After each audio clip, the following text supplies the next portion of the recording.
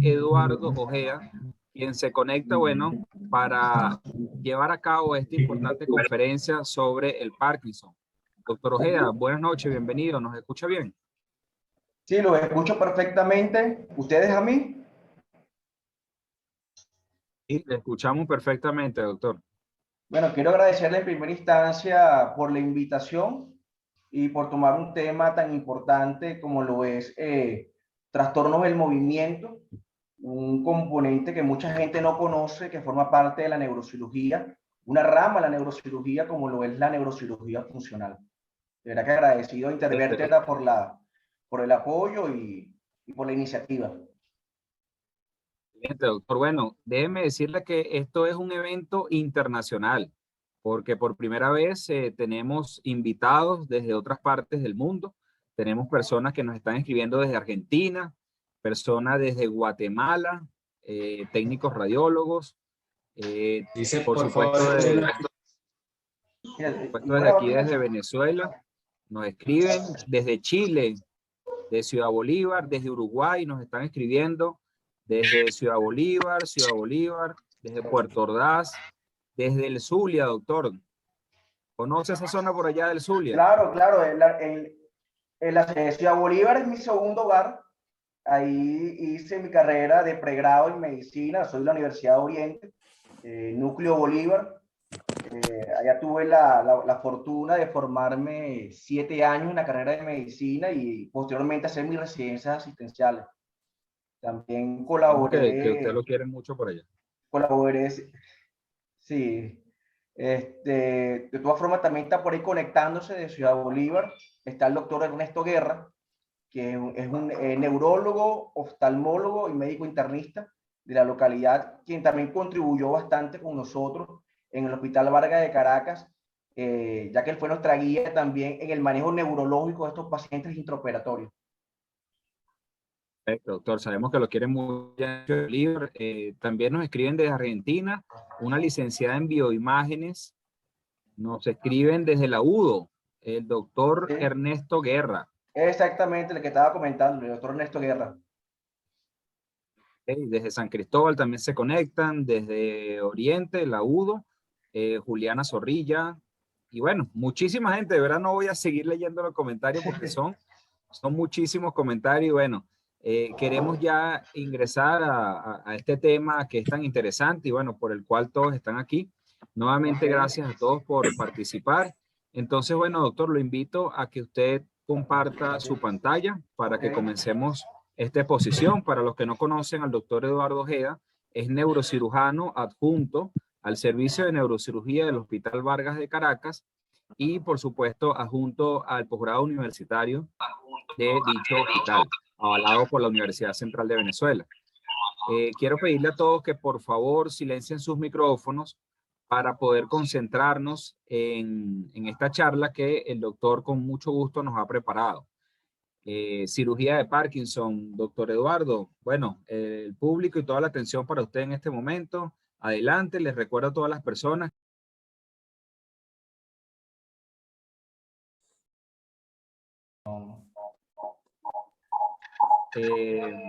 Les recuerdo a todas las personas.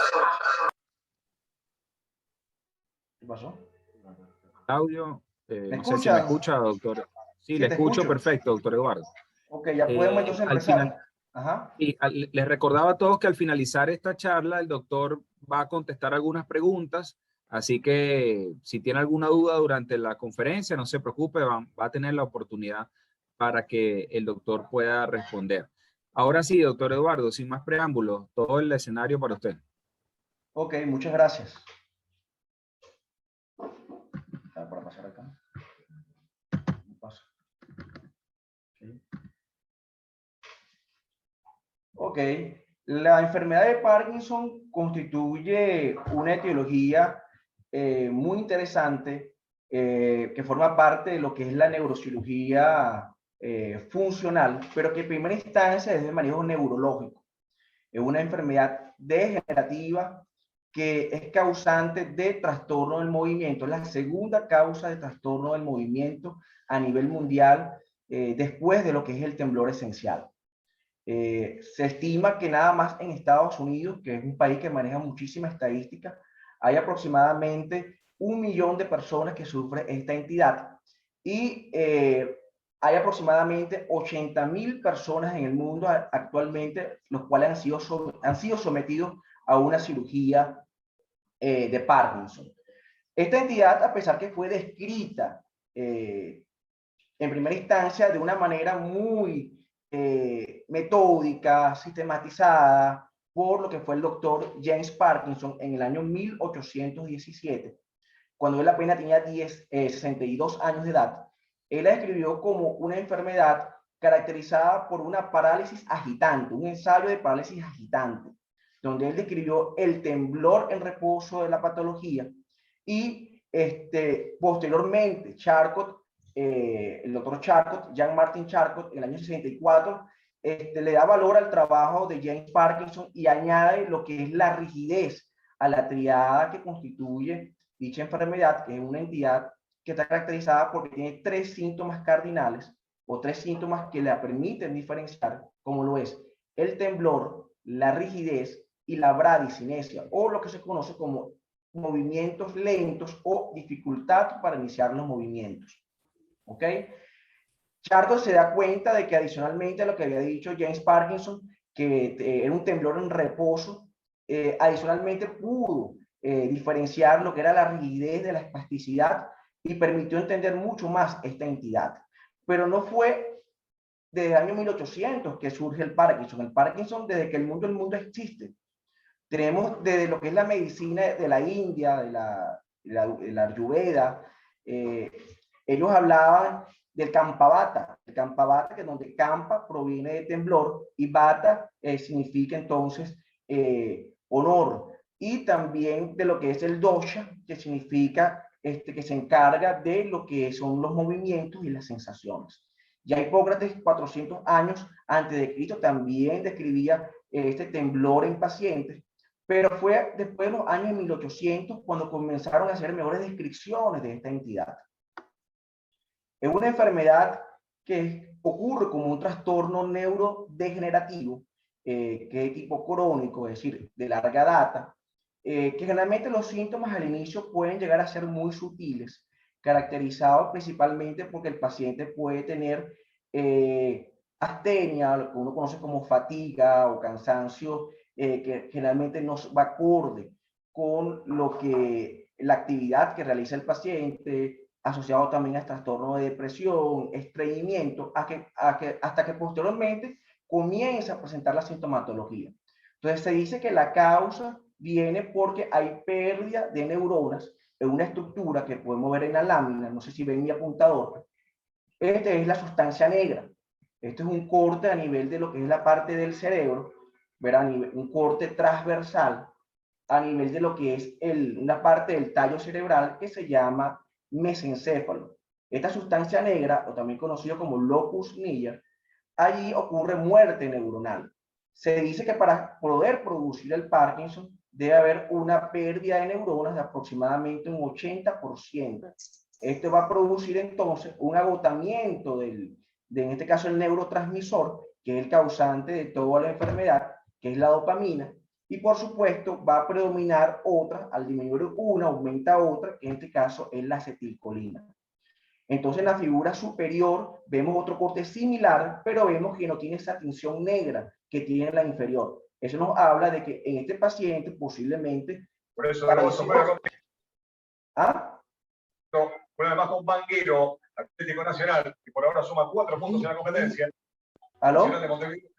¿Alguien tiene el audio prendido? Claro, pero queda mucho por resolver, mucho por jugar todavía. Va Banguero, falta, cae. O sea, hay alguien tiene como que el audio prendido. Ok, disculpe, doctor, continúe. Entonces, eso promueve a que se ha descubierto con el pasar de los tiempos de que existen ciertas cosas a nivel de anatomía patológica que podemos encontrar a nivel de lo que es esta sustancia que no está teñida, el cual es la presencia de inclusiones a ese nivel que se llaman inclusiones o cuerpos de Lewy, que son que no solamente están específicamente en esta enfermedad y en este lugar, también se pueden encontrar en el locus ceruleus, en el núcleo motor dorsal del vago, en otras partes específicas del cerebro, pero que está muy altamente relacionado con la enfermedad en estos pacientes. Y que está asociado entonces a lo que es la presencia de la alfa-sinucleína. ¿Ok? Se ha descubierto que también hay ciertos factores genéticos que son también factores adicionales que permiten desarrollar en cualquier momento esta enfermedad.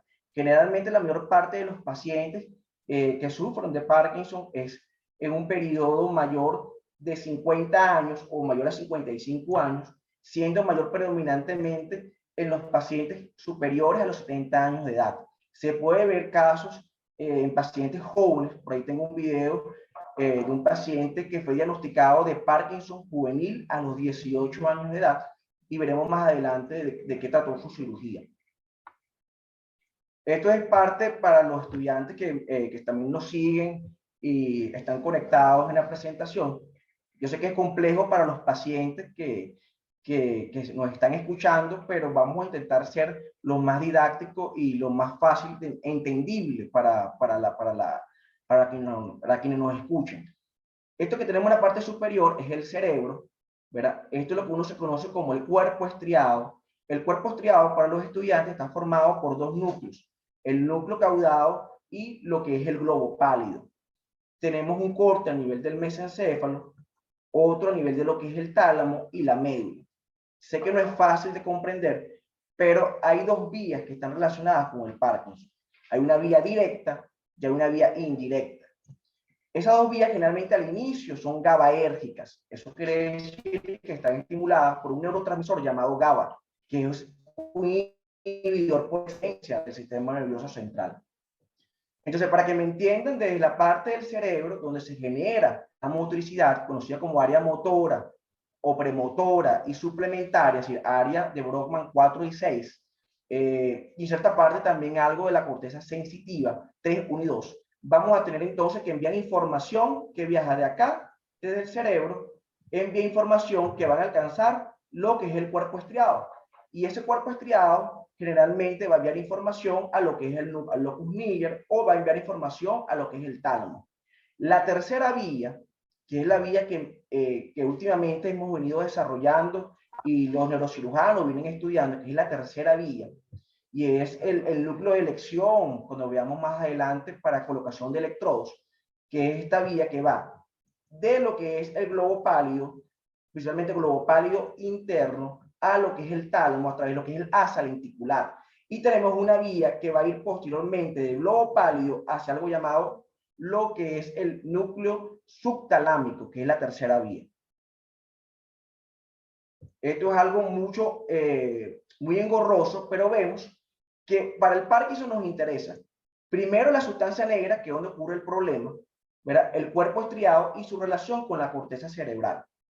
Cuando vemos la sustancia negra en buenas condiciones, que le mostré al principio, que tiene una tinción negra, por eso se llama locus Miller, por la pigmentación que tiene, ella produce dopamina. Esa dopamina debe alcanzar el cuerpo estriado para mantener un control en el movimiento. En la enfermedad esto no ocurre, sino que como no hay la cantidad suficiente de neuronas en la sustancia negra para producir dopamina, no se puede establecer el equilibrio y predomina lo que es la acetilcolina. Y al haber ese predominio, el paciente va a tener el temblor característico y va a tener la rigidez. Esta es una relación para que vean la relación del globo pálido interno con los núcleos subtalámicos, y a la vez la conexión que tiene el globo pálido interno con el tálamo. Cuando vemos la enfermedad del Parkinson, vemos que son tres síntomas fundamentales: temblor en reposo, rigidez, y vamos a tener también el enlentecimiento de los movimientos. Eso nos permite a nosotros elegir posiblemente dónde va a ser el target. Generalmente cuando los pacientes predominan o hay una mezcla de muchos síntomas, tanto temblor como disquinesias, que son fluctuaciones motoras, producto de los medicamentos, el sitio de elección generalmente que vamos a elegir va a ser el núcleo subtalámico. Si predomina el temblor, generalmente nos dirigimos hacia el tálamo, o si hay dudas, podemos también elegir el globo pálido. Pero ya lo veremos con más claridad y más sencillo más adelante. Los síntomas, como les mencioné al principio, pueden ser muy variados. Puede tener depresión, pérdida del olfato, estreñimiento, trastorno del sueño, y más hoy en día que todo se le asocia al COVID. ¿Ok? Pero posteriormente el paciente va a presentar un temblor, que es un temblor característico de temblor en reposo, que va a ser diferente del temblor esencial, que es la principal causa de temblor, que es un temblor intencional. Cuando tú realizas el movimiento, ¿verdad? El paciente comienza a presentar temblor. Eso es un temblor esencial. O cuando estás nervioso, es un ejemplo típico. Estás haciendo un procedimiento complicado, las manos te comienzan a temblar, estás agitado, eso es un temblor esencial. Pero un paciente que en reposo tiembla es un paciente que posiblemente pueda tener una enfermedad de Parkinson. La rigidez es una rigidez característica que ya le voy a mostrar mejor una imagen y con los pacientes. La rigidez, hay que diferenciarlo mucho lo que es espasticidad.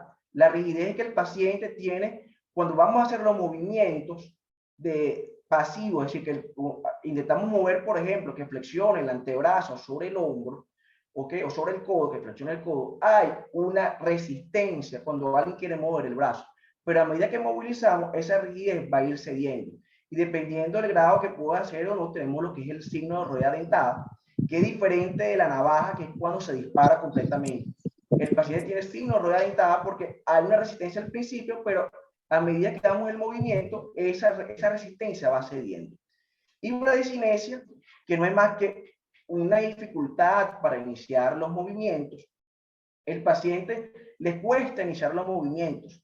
Entonces vamos a tener que el paciente, a pesar que le cuesta, va a tener inestabilidades posturales, porque al estar parado, él va a tener la necesidad, por su inestabilidad, de encorvar el cuerpo, flexionar las extremidades y tarda en iniciar el movimiento. Pero una vez que lo inicia, después le va a costar parar el movimiento.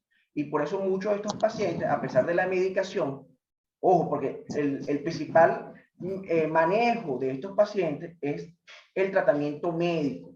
La historia nos habla de que las cirugías para este tipo de pacientes comenzó en 1908 con Victor Horsley, Clark, que crearon el sistema de marco estereotáxico. Pero tenemos la historia del doctor Cooper. Cooper operó un paciente de una cirugía de cráneo, posiblemente por un Parkinson, y él cuando hacía el procedimiento se encontró con una arteria llamada coroidea anterior y laceró la arteria y no tuvo otra opción que ligarla en el procedimiento. Esto se estaba operando el paciente de una cirugía vascular y terminó como mecanismo preventivo ligando la coroidea y se dio cuenta que ese paciente antes de la cirugía del cráneo, él sufría Parkinson, pero no lo estaba operando por el Parkinson. Pero ligando esta arteria se dio cuenta de que el paciente ligó al ligar la arteria mejoró la sintomatología del Parkinson y ahí fue donde nació la cirugía. Pero en los años 50 fue que comenzaron a desarrollarse las primeras drogas para el control de la misma. Y fue a través de lo que es Big Mayer y Honey Kiwix, los cuales permitieron desarrollar lo que fue la molécula de la dopamina, ¿ok? Que el cual tuvo un boom importante durante los años 50 al año 60 y se convirtió en el tratamiento de elección de estos pacientes. Pero posteriormente, a largo tiempo, se empezaron a dar cuenta de que comenzaron a aparecer otros efectos adversos, pero esta vez asociados al medicamento. Tienen que aumentar las dosis para poder alcanzar los efectos deseados. Pues sí, ocurrió algo llamado tolerancia. El paciente hizo resistencia al medicamento, tuvieron que aumentar las dosis y comenzaron a aparecer efectos adversos de fluctuaciones motoras, tratado tipo disquinesias, acinesias e inclusive distonías. Esto es un cuadro diferencial porque siempre es importante diferenciar lo que es el Parkinson de un síndrome de parkinsonismo. No solamente podemos ver este tipo de temblor en el Parkinson, hay otras causas de tipo degenerativas, hay causas vasculares, metabólicas, asociadas a medicamentos que también te pueden dar síntomas muy parecidos al Parkinson, pero que no es de causa degenerativa. Generalmente el Parkinson como tal es de causa idiopática y si es producto de otra causa, sea vascular, sea traumática, quirúrgica, infecciosa, entonces ya va a ser un parkinsonismo como tal. Entonces, por lo menos, en términos generales, hablamos que la presencia de al menos 3 de estos síntomas son mandatorios para pensar entonces en una posible enfermedad de Parkinson, como es un inicio unilateral, presencia de temblor en reposo, trastorno progresivo, afectación asimétrica con mayor afectación, afectación más de un lado que de otro, ¿ok? Desde el inicio y con posteriormente puede afectar a los dos miembros, pero el paciente siempre te va a decir, doctor, me molesta más el lado derecho, o tiemblo más el lado derecho, o tiemblo más el lado izquierdo, o que va a variar, o puedo tener más rigidez más que temblor, porque no solamente es el temblor, es la rigidez, es la fase inexpresiva de la cara que logra tener el paciente con esta enfermedad, y muchas veces cuando nos llegan con trastornos depresivos, con problemas socioeconómicos, porque no es fácil sobrellevar esta enfermedad.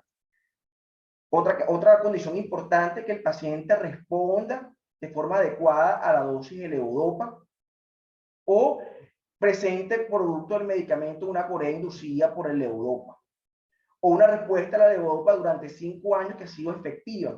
Nos ayuda entonces a tratar de un buen diagnóstico. Porque ya cuando un paciente tiene de 2 a 5 años es que muchas veces comenzamos a ver los efectos adversos de los medicamentos. Por supuesto, como le dije anteriormente, si el paciente tuvo un ACV o ha tenido ACV múltiples, ACV isquémicos, multifocales, con daño cerebral repetido, tumores cerebrales, cirugías, etc., hay otra causa que está condicionando la enfermedad, pues ya eso no es Parkinson, sino que es un parkinsonismo. Estos son los diferentes estadios que podemos encontrar en un paciente, desde un temblor mínimo hasta una dependencia, que es estadio 5, completamente de los familiares, que es cuando se convierte en un problema. Y la idea del manejo médico y quirúrgico, médico por la parte del neurólogo, quien se encarga de utilizar una serie de drogas para tratar de estabilizar la enfermedad. Y en caso de que este no muestre la evolución que se espera de la patología con el medicamento, es que cuando comienzan a haber resistencia, el paciente tiene altas dosis de medicamentos y no controla el temblor, la rigidez compromete lo que es la respiración, las actividades diarias, el paciente queda rígido. De hecho, vemos muchos pacientes que es lo que se llama que es el hombre congelado, así lo están describiendo actualmente en las literaturas, el hombre congelado, y el cual también ha debatido un nuevo target para nuevas cirugías modernas de lo que es el Parkinson. Por supuesto, como le mencioné, lo típico es el temblor en reposo, ¿ok?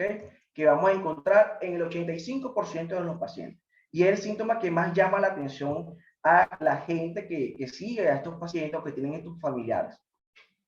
Por supuesto, la rigidez que ya le mencioné, vean cómo intentamos movilizar la muñeca. Ahí vamos a ver unos videos durante el procedimiento quirúrgico de cómo se evalúa esta funcionabilidad de la rigidez. Generalmente el paciente, a medida que vamos moviendo la muñeca, en primera instancia está rígido, pero a medida que empezamos a mover comienza a haber una pérdida de resistencia y eso nos habla de que es una rigidez que tiene el paciente, ¿ok? El enlentecimiento de los movimientos para iniciar sobre todo ciertos tipos de actividades es el tercer síntoma típico de la enfermedad, acompañado de lo que son las fluctuaciones motoras. Entonces, la primera instancia, y tienen que llevarse la gente que nos escuchen, que nos siguen y que no están muy familiarizados con la patología, es que en primera instancia el tratamiento es del neurólogo, el diagnóstico, tratamiento médico, y con el tratamiento médico se va ajustando. Hay múltiples opciones de droga, mucho más modernizadas, la levodopa con carbidopa, tienes una amplia variedad en el mercado actualmente. Y en caso de que el paciente no responda al tratamiento o ya no dependa el paciente de sí mismo, sino que dependa de un ayudante, quede postrado en una cama, quede bajo vigilancia de un familiar, o inclusive el deseo del paciente que se está tomando en consideración actualmente como un criterio válido para la cirugía. Pacientes que presentan efectos adversos a los medicamentos, llámese fluctuaciones motoras, disquinesias, distonías, coreas. Entonces, en esos pacientes es necesario, ya como el medicamento no está respondiendo y está en altas dosis, dándole efectos adversos, también utilizamos una escala, que es la escala del UDPRS, que es una escala de valoración del Parkinson, en la subescala 3, también utilizamos como un criterio para cirugía. Generalmente en el trabajo que vamos a publicar actualmente, dentro de unos días, en conjunto con el doctor Ernesto Guerra, ahí manejamos lo que es la valoración pre y postoperatoria, tomando en consideración la escala del UDPRS para ver el grado de mejoría, y encontramos resultados que son bastante interesantes. Entonces, ante un paciente que cumple los criterios para la cirugía, él se va a encontrar en el camino con 3 opciones. Tenemos lo que es la cirugía ablativa, que inició en los años 50. Tenemos la cirugía que empezó de los años 90, como es la estimulación cerebral profunda. Y tenemos también algo que ha venido muy en boga desde que fue desarrollado por el doctor Lars Lexer, como lo es la radiocirugía. Cada una con sus ventajas y con sus desventajas, con sus ventajas y sus desventajas. La ideal actualmente en el mundo sigue siendo el DBA, es decir, la estimulación cerebral profunda.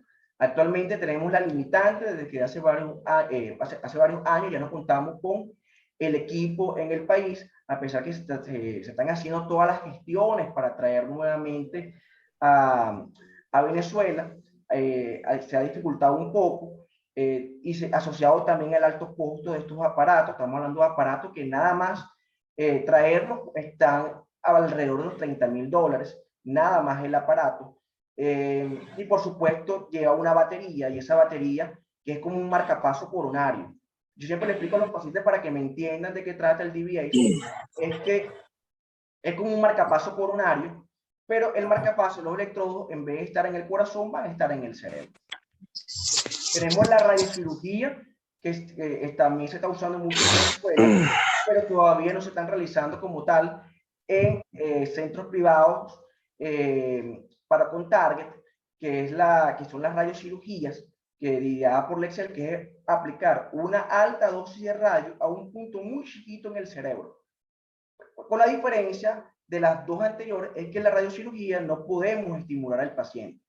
Cuando me digo estimular al paciente, es que estos pacientes, ya sea para cirugía ablativa, que es generar como un pequeño ACV y coagular ese núcleo dentro del cerebro, produciendo una lesión que no se va a recuperar, es una lesión irreversible, a diferencia de la estimulación cerebral profunda, que es reversible. Ambos procedimientos se hacen con el paciente despierto, y se le mide a través de la evaluación de un neurólogo que está con nosotros en quirófano. Evalúa lo que es la presencia y mejoría del temblor o de la rigidez o de las fluctuaciones que puede tener el paciente. Es fundamental para esta cirugía que el paciente suspenda la medicación aproximadamente de 6 a 8 horas antes del procedimiento, para poder ver la sintomatología de rigidez y de temblor en el mismo.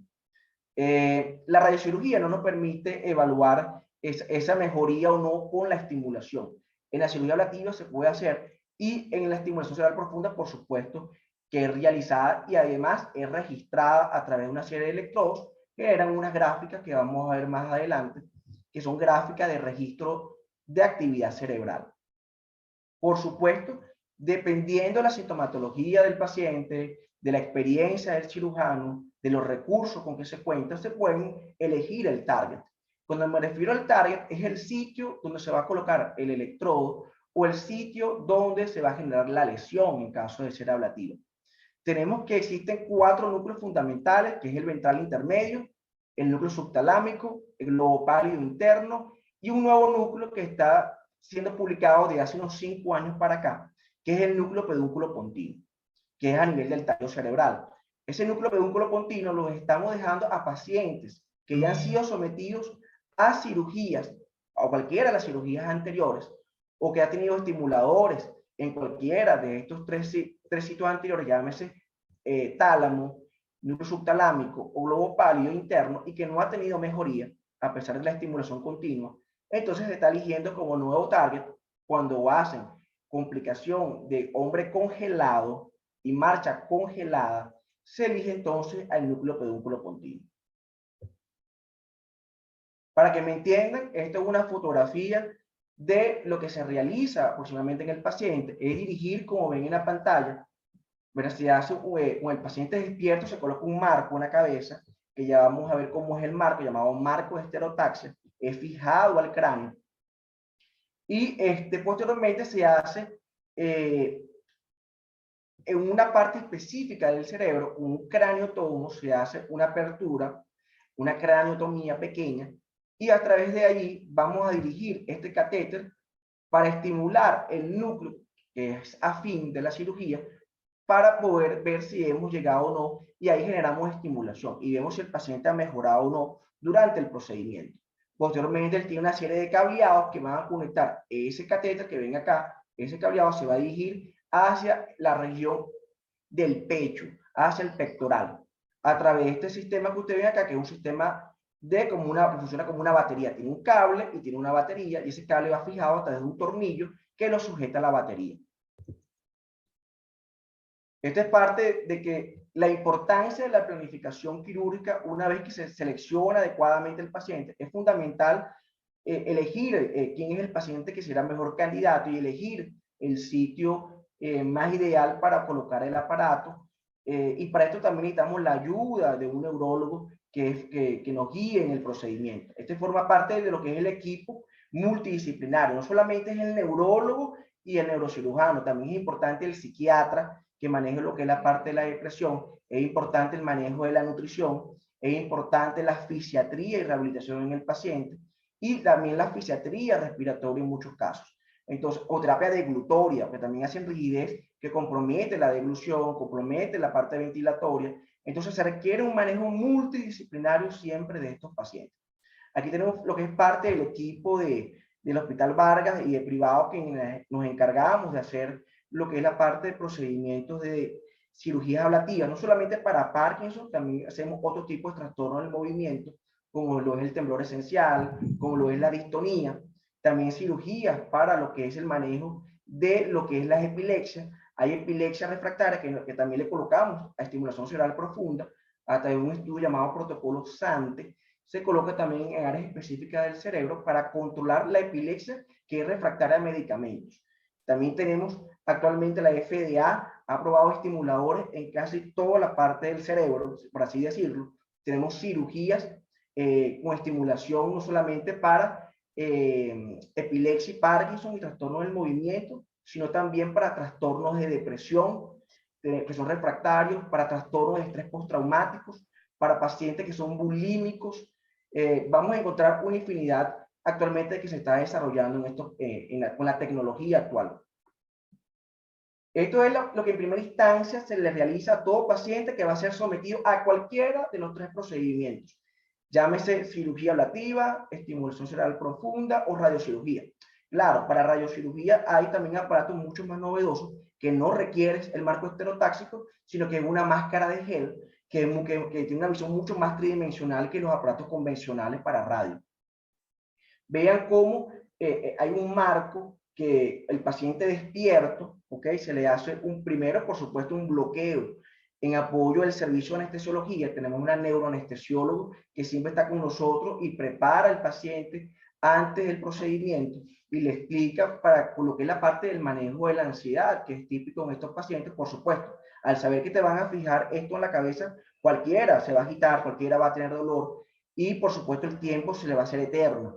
Entonces, siempre es importante apoyarlo también en neuroanestesia, en equipo de enfermería, que esté capacitado también para manejar y ayudar al manejo de la ansiedad. Posteriormente es fijado, como ven, el marco a través de 4 tornillos a lo que es el cráneo. Una vez que es fijado esto, el paciente es sometido a un estudio tomográfico. Dependiendo de lo que vayamos a hacer, puede ser tomográfico, puede ser resonancia o tomografía y resonancia, ¿ok? Dependiendo del blanco que queremos buscar. Generalmente lo que hacemos actualmente, porque no contamos con los DBAs, y cuando el paciente predomina lo que es la sintomatología del temblor y la queja es el temblor, generalmente nos vamos solamente con una tomografía y posteriormente mezclamos esa tomografía a un atlas que trae el sistema de estereotaxia, que es el atlas de Charterbrand, que es un atlas que se ha modificado y nos permite hacer factores de corrección. El paciente, como ven en la figura inferior, se le colocan una serie de cartillas sobre el marco, para que me entiendan, el eje tridimensional que desarrolló una vez en el año 1600 Descartes. Descartes habló sobre la importancia de usar 3 ejes dimensionales para poder ubicar un objeto en un punto.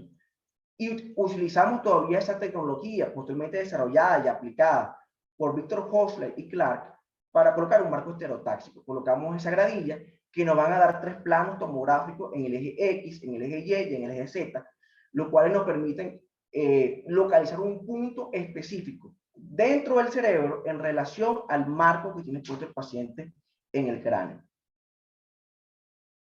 Una vez que se hace la tomografía y la resonancia, viene lo que es el sistema de fusión. El sistema Micromar, que es el sistema de marco estereotáxico que más usamos en Venezuela, o por lo menos con el que estoy más familiarizado, lleva un sistema llamado sistema éxtasis, que viene añadido o que viene con el marco. Y ahí te va a tener esta opción para los que son estudiantes de neurocirugía o están afines a la entidad. A través de este sistema permite hacer una serie de coordenadas dependiendo de la planificación que tú quieras hacer. Puedes fusionar tomografía, resonancia, tomografía, más el atlas del Schaltern que te permite hacer correcciones. Estos son aproximadamente la distancia, porque el estudio que uno realiza cuando vamos a hacer en el núcleo subtalámico o en el núcleo pedunculopontino, que no lo hemos hecho en Venezuela todavía, pero hemos hecho en el globo pálido interno, se puede entonces hacer con resonancia. Y esa resonancia debe tener algo muy específico, y es que debe ir con cortes milimetrados, cortes de 1 milímetro de rostral a caudal, de 2 puntos de referencia. Uno que es la comisura blanca anterior a comisura blanca posterior. Esos cortes deben ir siempre milimetrados. Y vamos a tener cortes, para que me entiendan, axiales, sagitales y coronales, o de frente y de lado y de atrás hacia adelante, ¿ok? Para que me entiendan, son 3 cortes que se le hacen al cerebro. Corte axial, sagital y coronal, así se llama. Ubicamos la distancia entre la comisura blanca anterior y la comisura blanca posterior en un corte que pase por el tercer ventrículo. Dirigimos una línea llamada línea intercomisural, ¿ok? Una línea que une las 2 comisuras, y después tenemos una punta que es el punto medio de esa línea, y vamos a utilizar, dependiendo de donde queramos hacer la lesión, sea núcleo subtalámico, sea globo pálido interno o núcleo ventral intermedio, medimos esta serie de distancias para hacer factores de corrección. El programa va a tener esta opción que nos permite entonces hacer con mayor exactitud, localizar el punto que queremos, nos los busca directamente a través del programador y facilita el procedimiento. Más sin embargo, no nos confiamos en ello, y por eso el paciente siempre debe estar despierto con un manejo anestésico adecuado. Y por supuesto debe tener mínimo de 6 a 8 horas de haber abandonado el tratamiento. Esto es lo que hace el programa de atlas de Schaltern. Tenemos una resonancia magnética y vea el efecto de sombreado que genera. Nos permite localizar los puntos de target donde queremos hacer la lesión. ¿Ok? Esto es algo mucho más específico. Veamos cómo centramos la imagen. Lo ideal es hacerla de forma simultánea con un resonador dentro de quirófano. No tenemos las posibilidades todavía en Venezuela de un resonador dentro de quirófano, pero sí se puede hacer entonces lo que es el monitoreo intraoperatorio. Entonces, lo que hacemos es dirigir la aguja en un plano sagital y coronal, dirigirla a cualquiera de estos núcleos. Principalmente utilizamos esto que ustedes ven acá, es el putamen, ahí no vamos a producir lesión. Tenemos globo pálido interno, externo, globo pálido interno, que ahí sí producimos lesión, depende de lo que queramos. O tenemos acá el núcleo subtalámico. Y más lateral vamos a tener el nuevo núcleo, que es el núcleo pedúnculo continuo. Esta es una imagen donde vamos a ver no solamente vemos en la parte superior un cerebro normal, sino que vemos una zona de lesión cuando se genera la estimulación del lado izquierdo. Este va a dar una foto más amplificada de los núcleos cerebrales donde se produce lesión, y vemos entonces que tiene globo pálido interno, globo pálido externo, subtálamo acá. Vean cómo se dirige la aguja al punto que queremos llegar. Aquí se ve bonito, se ve aparentemente fácil, pero no lo es. Es un procedimiento que te puede llevar tranquilamente de 6 a 8 horas, ¿ok? El procedimiento completo. A veces llegamos de forma rápida, hemos corrido también con cierta suerte, y llegamos rápido al al área de la lesión, pero los que han estado con nosotros ahí en quirófano sabrán que no es tan fácil. Es mucha prueba de ensayo y error colocar entonces lo que es la estimulación al electrodo y vamos evaluando respuestas. ¿Hay mejoría o no hay mejoría? Y una vez que logramos obtener la mejoría que desea el paciente, es que cuando es el caso de cirugía ablativa, producimos la lesión, o cuando es estimulación cerebral profunda, se deja el electrodo. Esto es un video intraoperatorio de un procedimiento realizado por nuestro equipo en conjunto con el doctor Juan Abud, que forma parte del equipo de trastorno del movimiento de la institución, en compañía y también asesoría de lo que es el doctor Sergio Chetoni, que se encuentra de Estados Unidos, en Miami. Aquí estamos realizando, vean cómo interrogamos al paciente. El doctor Abud le pregunta al paciente que movilice los dedos, que haga movimiento de punta, ¿sí? O posición del pulgar con cada uno de los demás dedos. Y vean cómo el paciente que estaba temblando ya dejó de temblar. Pues el paciente está despierto, claro, no le vemos la cara porque está cubierto con una sábana, pero el neuroanestesiólogo, en conjunto con el neurólogo, están allí evaluando que el temblor en realidad haya mejorado. Vea cómo uno directamente levanta la sábana y habla con el paciente para evidenciar lo que es la mejoría. Una vez que se logra mejorar, se hacen esta serie de registros, vean cómo cambian los potenciales dentro de un sistema de registro intraoperatorio. Ese es el deber ser de la conexión del sistema, conectar un sistema de registro. Se hace la lesión y una vez que se obtiene la lesión podemos ver del lado izquierdo a nivel de lo que es el núcleo ventral intermedio del tálamo, vemos la lesión generada por la cirugía ablativa. Generamos una pequeña hemorragia a través de la ablación. Esa viene dada a través de un generador de lesión que va dirigido a un catéter polar que va a producir la lesión o dejar un estimulador a ese nivel. Si fuera un estimulador, veríamos un artefacto de imagen con una densidad metálica que sobresale sobre el estudio. Y si vemos hacia la parte frontal, vean que hay presencia de aire, ¿ok?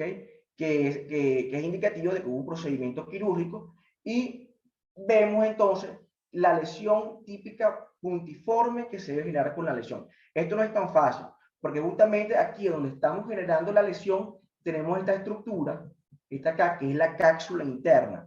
Allí tenemos muy cerca lo que es la rodilla y lo que es el brazo posterior. Entonces es fácil lesionar o dejar al paciente hemiparético o hemipléjico si llegas a hacer una lesión muy grande. Entonces siempre es importante estar seguro donde estamos haciendo la estimulación, primero el paciente mejore la sintomatología y de última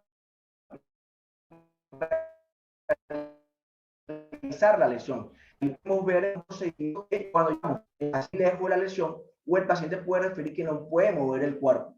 Entonces ya y ahí nos habla que tenemos que alejarnos de eso.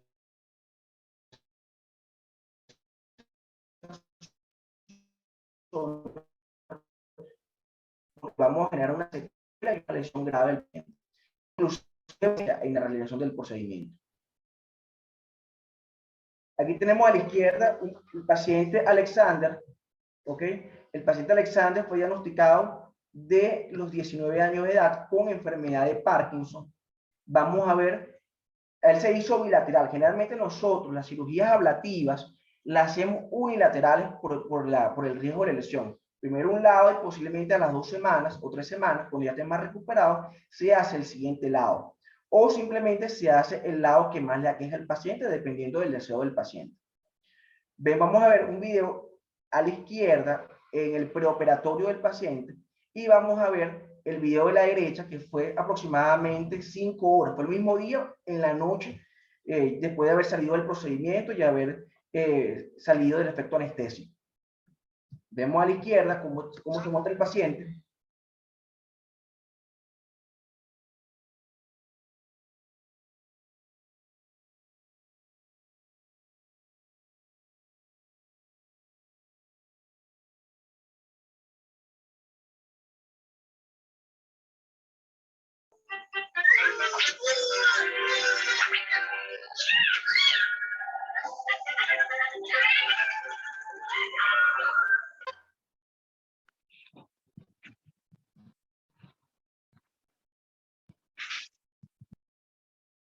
¿Ok? Esa es la parte preoperatoria, si ya estaba antes de entrar a quirófano, y esta es el video del paciente ahora posterior a generar la lesión de forma bilateral.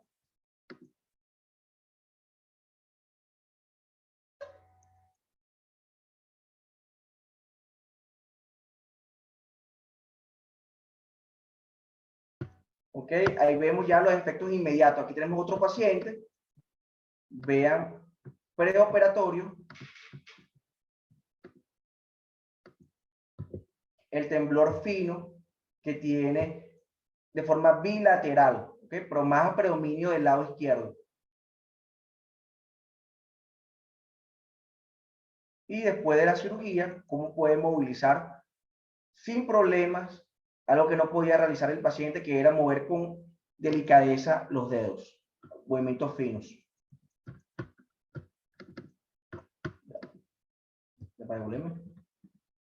Ok. Este es otro paciente que también le hicimos cirugía de Parkinson. Vean cómo estaba el paciente de forma preoperatoria.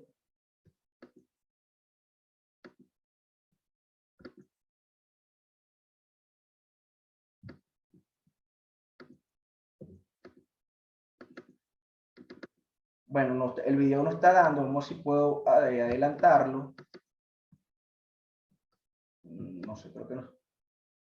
Y aquí está el video después de la cirugía. Vean, este es el paciente Oscar, un paciente muy conocido en el servicio. Vean, eso que está haciendo allí, ya lo vamos a acercar, ¿ok? El paciente está intentando meter unos cuadritos pequeños, como que son como de pulseras, ¿ok? A través de un hilo, de una aguja, va a tratar de poder encajar todo, algo que él no podía realizar antes de la cirugía porque el temblor no se lo permitía. Vean cómo él puede ahora, en su postoperatorio, poder realizar movimientos finos. Vean cómo introduce el material dentro de la aguja.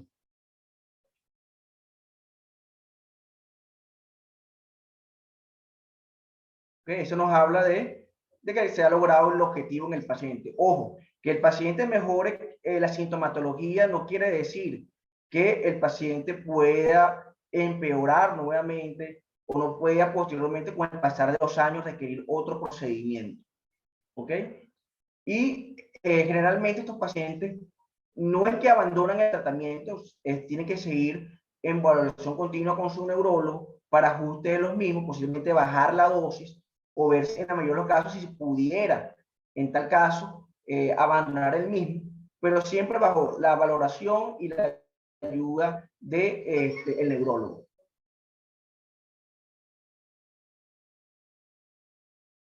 ¿Ok? Lastimosamente no pudieron ver el video pre para que vieran la sintomatología franca del paciente que afectaba y limitaba su vida, y logramos recuperar parte de ella, pero todavía hay ciertas cosas que se tienen que manejar, sobre todo cuando se hacen talamotomías. Posteriormente pueden quedar con cierta rigidez porque ya predomina entonces la rigidez, implica que se resolvió el temblor, pero para la rigidez tenemos opciones de globo pálido que nos va muy bien en caso de que no tengamos la opción del DBH para colocarlo en el núcleo subtalámico, que es el ideal. Bueno, muchísimas gracias por la atención. Quedamos entonces, esperar haber cumplido con sus expectativas. Traté de ser lo más sencillo posible con la explicación. Y bueno, quedo atento a sus preguntas. Me gustaría saber qué opina el doctor Ernesto Guerra, que nos acompaña de Ciudad Bolívar, qué puede aportar también para estos pacientes. Gracias. Excelente, doctor Eduardo. Muchísimas gracias. Y bueno, de esta forma abrimos el ciclo de preguntas que pueden hacer ustedes mismos a través de la opción del chat que está aquí abajo. Ok. La doctora María Jesús Bejarano dice, excelente, doctor, le encantó la conferencia. Bueno, tenemos que decir, doctor, que por primera vez tenemos la casa llena y bueno, lamentablemente no pudieron entrar todas las personas que estaban interesadas, pero ya nos comprometemos a que para el próximo evento vamos a tener mayor capacidad. Vamos entonces a leer aquí los comentarios. Felicitaciones, doctor, excelente, excelente. Aquí hay una pregunta que hace el señor Alejandro Urich. Buenas noches, doctor. Luego de la cirugía ablativa o por estimulación cerebral profunda, ¿la sintomatología que mejora es solo el temblor de reposo o también mejora la bradicinesia y la rigidez? Bueno, eso va a depender de lo que se realice y, como comenté, lo que aqueja el paciente. Generalmente, cuando colocamos estimulación cerebral profunda, obtenemos un beneficio mucho más amplio que con la ablativa. Vamos a tener entonces que mejora tanto el temblor como la rigidez como la bradicinesia. Mejora ampliamente. Lo que pasa es que a su vez, el estimulador, por ser un aparato que es muy parecido a un marcapaso, tiene varios parámetros. Y esos parámetros uno va ajustando amplitud, intensidad, frecuencia, el cual te permiten ajustar todas esas sintomatologías que aqueja el paciente. La ablativa sí no tiene esa ventaja de poder corregir todo de una sola vez. Generalmente corregimos el síntoma que más aqueja al paciente. No sé si respondo bien a su pregunta. Perfecto, bueno, si quedó claro, pueden decirlo y si no, bueno, pueden volver a reformular la pregunta. Aquí pregunta Josber Valenzuela, nos hace el siguiente comentario. Excelente, doctor. ¿Cuáles serían los criterios de exclusión para ser sometido a la cirugía? ¿Y cuál es el pronóstico de la enfermedad después de la cirugía? Ok, los criterios de exclusión serían, primero, que no sea un Parkinson, sino que sea un parkinsonismo, y que tenga otra causa, que no sea de causa idiopática. Cuando me refiero a idiopática, es que de causa desconocida, que ya venía el paciente condicionado, ya sea por factores genéticos, por factores ambientales, estaba condicionado a padecer la enfermedad, pero que no sea producto de un ACV, de un proceso infeccioso, de un traumatismo, de una cirugía, o que esté producido por fármacos, ejemplo de los antipsicóticos, que pueden llegar a producir también ese tipo de síntomas. Y la mejoría generalmente empieza inmediatamente de terminar el procedimiento, debería mostrar mejoría. ¿Cuánto dura? Eso es variable. Por eso les decía, cuando hay estimulación cerebral profunda, hay ventajas de que a medida que vaya evolucionando el paciente, se van ajustando los parámetros. Y posteriormente, cuando se agotan las baterías, es que se hace un recambio nada más de la batería, no del electrodo, generalmente. Y se pueden ajustar los parámetros de intensidad, de frecuencia, que también te van a medida que la sintomatología comienza a empeorar, con el aparato del DBS puedes controlar eso. Con la estimulación, con la ablativa, no puedes hacerlo, y tiene una desventaja más con la ablativa, es que la ablativa ya genera lesión irreversible. Con la estimulación cerebral profunda, esa lesión puede ser reversible. De acuerdo, doctor. Aquí también le hacen otra pregunta y se refiere a que si el paciente en todo tiempo de la cirugía va a estar despierto. Sí, es fundamental. Es algo, se requieren dos requisitos fundamentales para el éxito de esta cirugía. Uno, que el paciente haya abandonado el tratamiento por lo menos 6 a 8 horas antes de la cirugía. Necesitamos que esté sin medicación para poder ver la sintomatología. Y segundo, necesitamos que el paciente esté despierto para estar seguro de dónde vamos a producir la lesión o dónde vamos a colocar el estimulador. Claro, inclusive doctor, el paciente, disculpa que te interrumpa, si el paciente realiza también una actividad importante, por ejemplo, tocar el piano, tocar algún instrumento musical, también se le puede colocar al paciente para que haga el intento de tocar el instrumento para ver si muestra mejoría de la sintomatología. Doctor, una pregunta. Tal cual como dice la señora o la persona que nos hace esta pregunta, ¿el paciente está despierto durante toda la cirugía o durante la inducción, la anestesia, ahí lo sedan, lo duermen y luego lo despiertan durante la cirugía? No, el paciente siempre, claro, el anestesiólogo siempre le pone una dosis de medicamento en el cuero cabelludo, se hacen lo que se llaman infiltraciones, Ese permite bloquear ciertas ramas dolorosas del cráneo y adicionalmente se coloca endovenoso, a veces dosis de midazolam a dosis baja, que van a producir, porque hay varios tipos de sedación, de anestesia. Hay anestesia que son conscientes o inconscientes, dependiendo de lo que se quiera realizar, pero aquí tratamos de que el paciente esté consciente, pero a una dosis que no le genere dolor y molestia. Por eso les hablaba la importancia preoperatoria, primero por neurología, segundo también por anestesia, sobre todo un neuroanestesiólogo, que se encargue de trabajar con anticipación con el paciente, técnicas para el manejo de la ansiedad, de que el paciente se sienta tranquilo, de que no se sienta angustiado. Eso es importante, y por eso el neurólogo es importante que esté dentro del quirófano, porque el neurólogo generalmente es el paciente más afín con el paciente de Parkinson, no el neurocirujano, es el neurólogo. Entonces es importante saber que si el neurólogo está familiarizado con el procedimiento, esté de la mano con él para tratar de regular todo eso, y eso también actúa como un sedante. Pues el paciente, al tener un médico de confianza que está allí, que no lo abandona, también se siente tranquilizado y se siente más seguro del procedimiento. Perfecto, doctor. Quedó claro entonces el tema y vamos a continuar con otra pregunta de Jason Claudio, quien dice: felicitaciones, doctor. Todo perfecto, pero la pregunta de Jason es relacionada a por qué le dio Parkinson a un joven de 19 años. ¿Cuáles pudieran ser las causas asociadas en un paciente tan joven? Mire, generalmente está asociado a factores genéticos. Se asocia que aproximadamente un 15% de los pacientes tienen un componente hereditario, pero por lo menos en este paciente en particular, con 19 años que fue diagnosticado, no tenía antecedentes familiares de esta patología y desarrolló la enfermedad.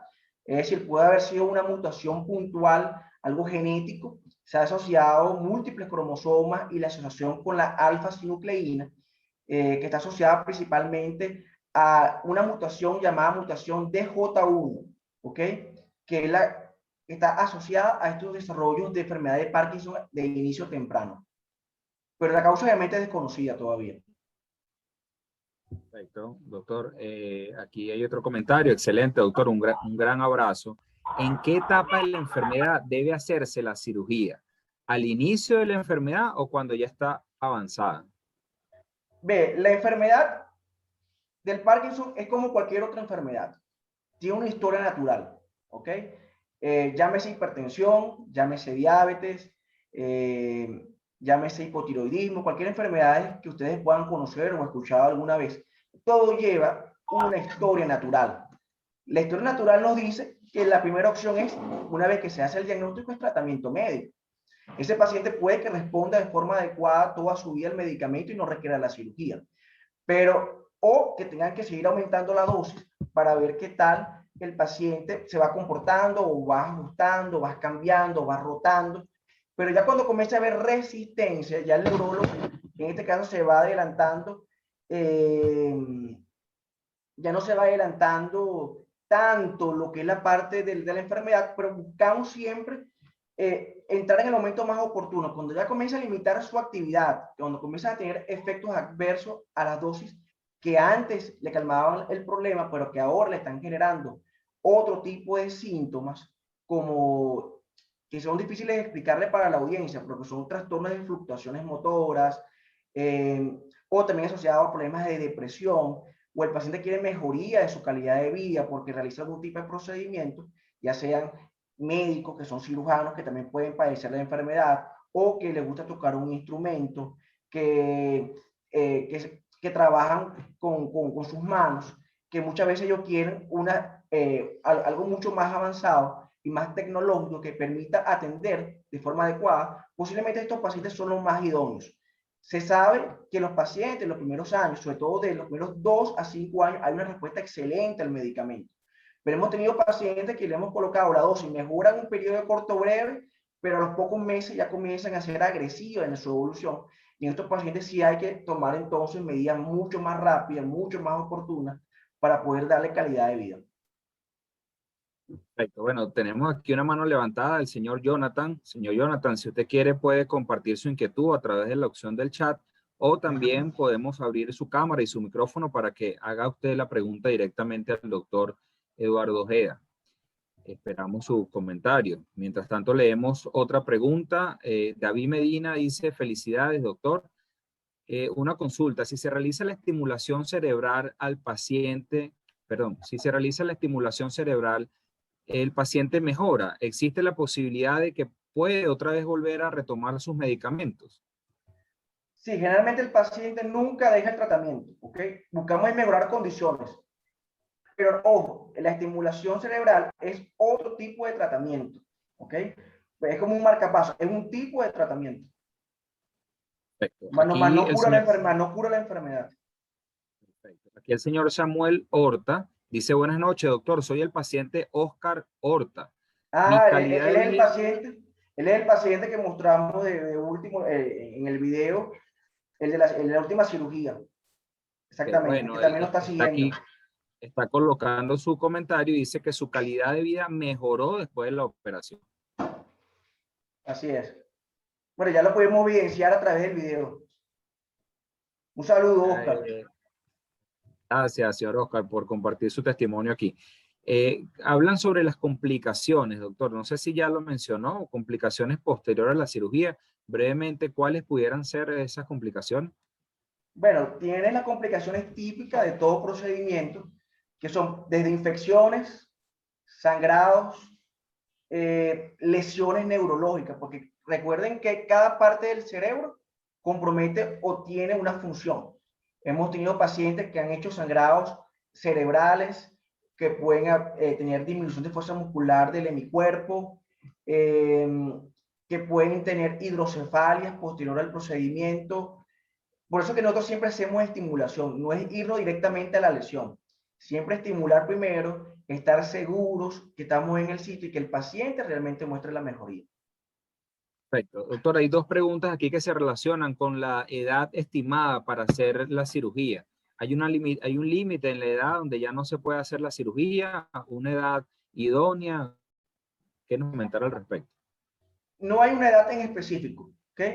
Al momento de tener un paciente con Parkinson que ya esté haciendo complicaciones por medicamento o estar siendo resistente al medicamento, cualquier edad es oportuna.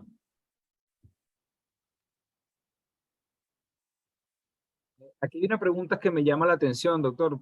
No sé qué nos puede decir usted al respecto. Preguntan que si un feto, ¿no? En su etapa gestacional puede desarrollar la enfermedad de Parkinson. No, para nada. Bueno, hasta ahora no he leído ningún trabajo descrito con eso. De algún feto sería, y Sería tienen el muy difícil artículo, pero no, determinarlo. es muy difícil, muy difícil. Perfecto. Déjeme seguir aquí brevemente con otra pregunta, que tenemos muchos comentarios. ¿Cuál es la edad temprana para detectar la enfermedad? No, eso, todo depende de la sintomatología. No hay nada que podamos hacer. Claro, hay muchos estudios hoy en día avanzados, como son el estudio funcional BOL, tenemos el SPECT, que es la tomografía por emisión de positrón único.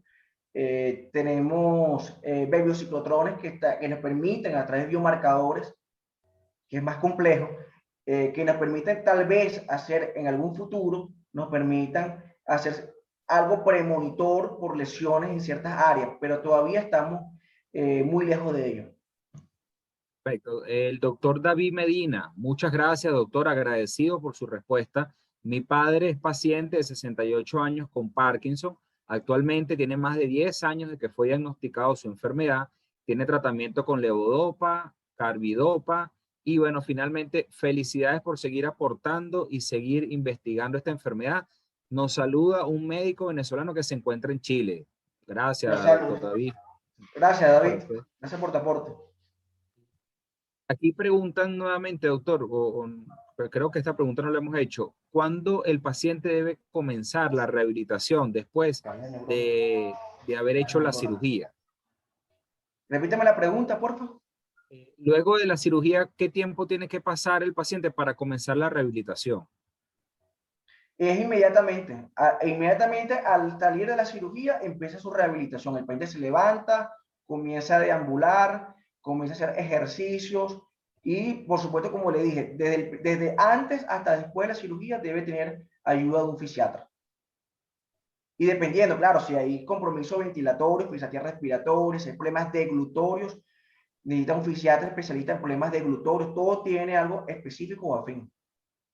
Perfecto. Bueno, sabemos que el doctor Eduardo Guerra está aquí, hemos leído sus comentarios. Quisiéramos hacerle una invitación a ver si es posible que conecte su cámara o su micrófono y nos comente algo, nos dé sus impresiones en relación a la conferencia. Si puede aportar algo, doctor Eduardo Guerra. Ernesto Bienvenido Guerra. a Ernesto Guerra. Si puede aportar algo, doctor Ernesto, bienvenido para Hola, que, bueno, ok. Adelante, doctor, lo escucho. hola Eduardo, ¿cómo estás? Muy bien. Felicitaciones. Gracias, gusto en saludarte, Ernestico. Gracias por la invitación, hermano. Gran abrazo. De verdad te felicito porque de verdad que estás haciendo prácticamente una gran labor y principalmente con este paciente que tuvimos allá en Caracas con el señor Ascanio, que a los 19 años fue diagnosticado con Parkinson. Lo interesante de esto es que él tuvo 2 años encerrado en su casa porque era un adolescente, le daba miedo salir, le daba pena, vergüenza que lo vieran temblando. Y pasó muchos años con este temblor y realmente fue bastante infructuoso el tratamiento médico. Y afortunadamente se canalizó por el Hospital Vargas con el doctor Eduardo Ojeda, allá en el Hospital Vargas de Caracas. Y bueno, pues fíjense la gran mejoría que hubo de este paciente de un temblor que se hizo bilateral, limitante, un paciente joven, a poder caminar. Y bueno, pues solamente vi, porque estuve en quirófano, la felicidad del paciente y obviamente lo estuve evaluando, como dice el doctor Eduardo, que tiene que estar el neurólogo evaluando la rigidez, el temblor, que prácticamente cuando hay esa estimulación desaparece completamente, ¿no? Desaparece tanto la rigidez como el temblor. Entonces, impresionante y de verdad que es algo que es que vale la pena resaltar. Y bueno, y gracias a esta oportunidad en la cual ustedes pueden dar esta opción terapéutica a muchos pacientes. De hecho, casualmente en esa oportunidad era cuando prácticamente no se conseguía ningún medicamento para el Parkinson, estaban escasos absolutamente, tenían que importarlo porque no había. Y entonces el paciente empeoró su calidad como paciente con Parkinson. Pero afortunadamente hubo una mejoría impresionante. Lo otro es que hay una pregunta que estaban comentando con respecto al tratamiento del paciente con Parkinson. El tratamiento del paciente con Parkinson es complicado, no es nada fácil, porque hay muchas fluctuaciones, porque ahora no se ha podido identificar cuánto es la pérdida de dopamina que uno puede llevar y también las condiciones que puede haber, como es el congelamiento, el freezing, ¿no? La rigidez es tan extrema por la pérdida de dopamina a nivel de la sustancia negra que, bueno, pues esta es una de las formas que produce una hiperexcitabilidad glutamayérgica, también el subtálamo, globo pálido interno, tálamo. Es por esta razón el cual actúa la cirugía de plata o de radiofrecuencia de estimulación profunda que está el doctor Eduardo Ojeda con estos pacientes. Y obviamente esta es una opción terapéutica que ha tenido muchos beneficios, en el cual yo digo que el doctor Eduardo ha sido una de las personas a las cuales se ha dedicado en Venezuela a la cirugía de Parkinson. En otros países avanzados, como, bueno, y otros países como Argentina, Ecuador, se usa mucho la parte de la terapia quirúrgica, y otros países, bueno, Estados Unidos de Europa. Y afortunadamente en Venezuela tenemos al doctor Eduardo Ojeda, y bueno, hay que aprovechar ese talento que tenemos acá, que además es de aquí de Bolívar, de aquí de Anzoátegui, y de aquí de Ciudad Bolívar, de la Universidad de Oriente. Así que felicitaciones, doctor, y bueno, feliz y orgulloso de tu gran labor que estás haciendo. Gracias por compartir. El doctor Ernesto Guerra, él es médico internista, neurooftalmólogo y también neurólogo, egresado del Hospital Vargas de Caracas y también profesor académico en la Universidad de Oriente en Ciudad Bolívar, con el cual tuvo la peculiaridad de poder entrar a quirófano con nosotros y ver cómo se logra la mejoría, por lo menos intraoperatoria y en el postoperatorio del paciente. Es una muestra también de evidencia de que el procedimiento funciona. Impresionante, impresionante, de verdad que sí. No, doctor Excelente. Ernesto, de verdad muchísimas gracias por su aporte, por su intervención. Muy valioso, valoramos bastante todos sus comentarios. Y bueno, quiero invitarlo a que se mantenga conectado a nuestra página web, a nuestro perfil en Instagram, para que siga viendo todas las demás actividades que en Intervertebra preparamos para pacientes y médicos. Doctor Muchas gracias. Eduardo, gracias a usted, doctor. Aquí tenemos una última pregunta que ya vamos a hacer para despedir la actividad y es sobre la parálisis supranuclear. La pregunta específicamente es que si este tipo de parálisis progresiva influye en la enfermedad de Parkinson. La parálisis supranuclear forma parte de uno de los síntomas de parkinsonismo o de Parkinson secundario, ¿ok? Y muchas veces se trata de forma similar con medicamentos con levodopa o carbidopa. Pero como tal no es para opción quirúrgica, es para tratamiento médico. Ahí en este caso recomiendo que sea más el neurólogo que se encargue del manejo de este tipo de casos. Pero ya es un parkinsonismo. No es una enfermedad de Parkinson como tal.